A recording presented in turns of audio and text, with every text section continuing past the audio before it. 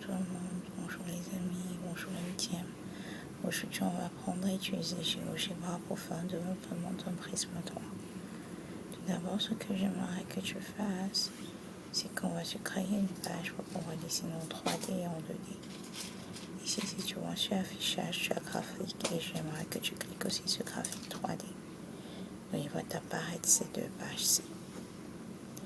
Dès que tu as fini avec cette partie-là, tu vois comment ça t'apparaît tes deux pages de chaque côté. Après, j'aimerais que ce que tu vas faire pour la suite, maintenant on va essayer de dessiner notre prisme droit. Première des choses, tu vois ici à l'onglet, j'ai ce curseur et j'ai ici A. Tu peux voir A, point. Je te recommande de mettre GeoGebra en français, mais c'est aussi correct si tu le laisses en anglais. Donc tu fais ton A, tu prends mon premier point, j'ai décidé de le mettre ici, on va l'appeler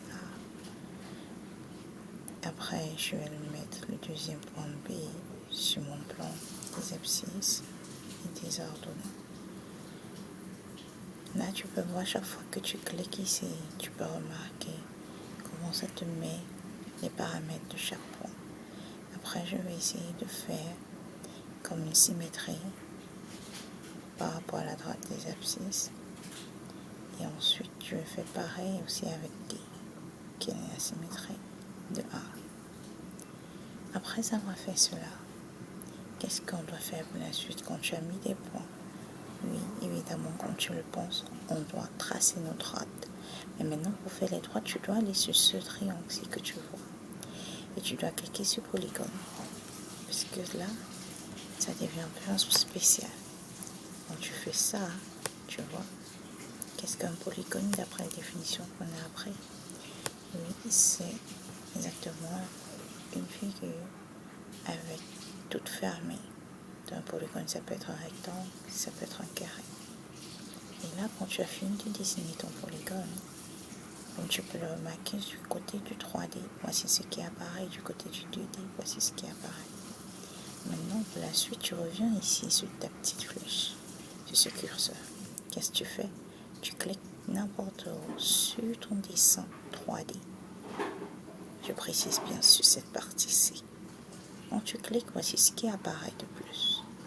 Moi, je voudrais que tu cliques sur la forme de la pyramide que tu vois là. Et tu choisis ce qu'on appelle extrusion prisme. Quand tu cliques sur extrusion prisme, tu reviens, tu cliques sur ta figure. Il va te demander une hauteur. La hauteur que je rentre là maintenant est 4. Tu vois ce qui apparaît? Oui, un prisme droit effectivement en 3D. Maintenant, quand tu as le prisme droit qui est apparu, moi, ce que j'aimerais que tu fasses aussi, c'est maintenant, on va faire ce qu'on appelle le patron, qui veut dire encore développement. C'est une autre façon de l'appeler en français.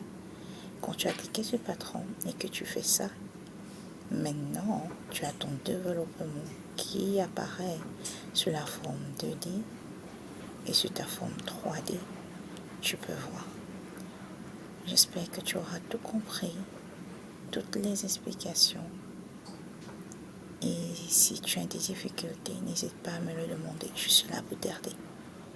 Merci d'avoir été attentif et j'espère que tu pourras faire tes développements de prisme droit à base rectangulaire le meilleur possible. Ok, à plus. Merci d'avoir été attentif la 8e. T'es un bon géomètre.